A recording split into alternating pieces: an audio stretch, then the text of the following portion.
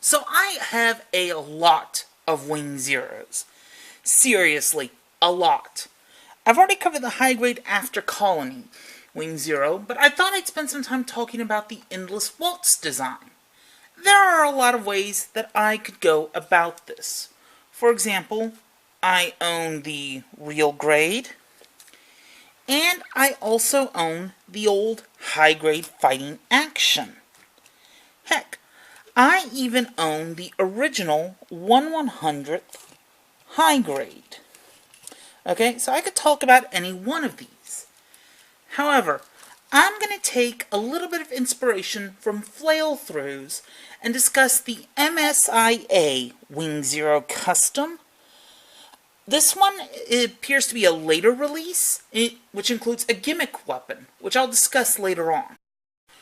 Early note, I got this when I was experimenting with panel lining my Gundams, so yeah, the attempts at lining are 1, rather poor, and 2, kinda multiple colors. That said, the figure is a pretty good representation of the design. There's a lot that I like here, from the awesome chest and skirt armor, to the wonderful flow on the legs, and the striking navy and white color scheme. The arms I'm a bit more iffy on. I really enjoy the forearm targeting scanners, I love that. But I flip back and forth on if I like the shoulder armor design. The head, it's kind of soft and it's kind of small. It lacks the sharper edges that the design is kind of seen as in some other physical media, but overall, it's a decent representation of it. Finally, let's discuss the elephant in the room. The wings.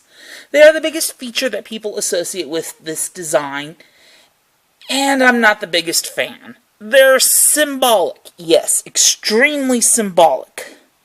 But the symbolism is a little too heavy for my taste, and it takes me out of it a bit.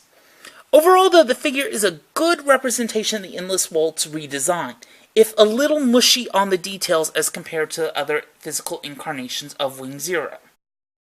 So let's talk articulation. The head's on a ball joint with some good range.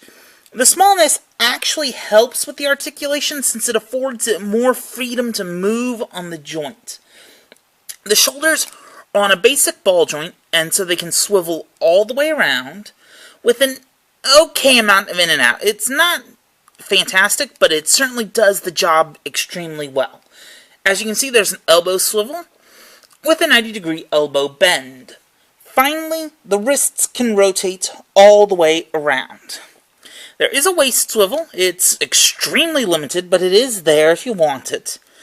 The front and side skirts can move a little bit, but please note that they are on soft plastic, so they can deform if you leave it in a pose for too long. You can kind of see that the right leg here is a little further out than the left one is, so it's already kind of starting to happen to me. See? The hips are on a ball joint with good forward range, okay back range. It hits the back skirt, which is immobile, and decent in and out range. It's a really good ball joint. Now, there's no dedicated thigh swivel, but you can use the ball joint's rotational capability as kind of a faux swivel, so that's nice. 90-degree elbow bend, and it ends with a little hinge here at the armor and a ball-jointed foot.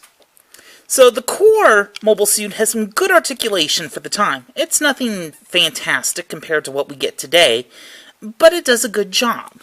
The wing pack is on the main wings are on a mass of ball joints and do a really good job of not only posing, but getting out of the way. Seriously, this is actually the best setup for wing packs out of all the Wing Zero Customs I have because it stays strong.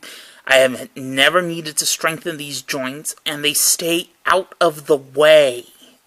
Okay? The sub-wings are also technically on ball joints. You can see them right there. But they are very, very restricted. So it's more hinge and a swivel, too. So the wing pack does a good job of getting out of the way for posing, but you can also put it into nice dramatic poses as well. So let's move on and talk about accessories.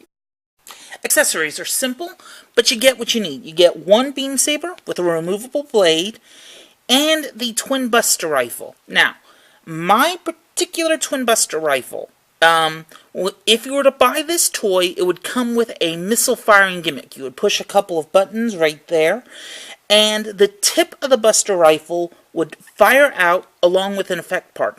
I did not like this, so I decided to clip off the effect part and glued the barrel into place.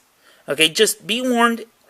One, it's a very powerful shot, and two, if you get it, just be aware of it. Okay? Outside of that feature, which I did not enjoy, it's a really good representation of the weapon. It separates, comme ça, and you can even do the whole, flip the little underbarrel thing in place with a bit of parts forming.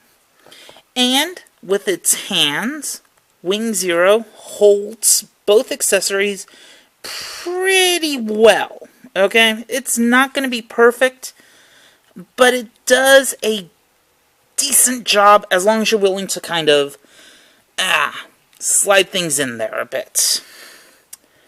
Okay? So, in conclusion, the MSiA Wing Zero is a nice figure, decent articulation for its time, and a pretty good look, too.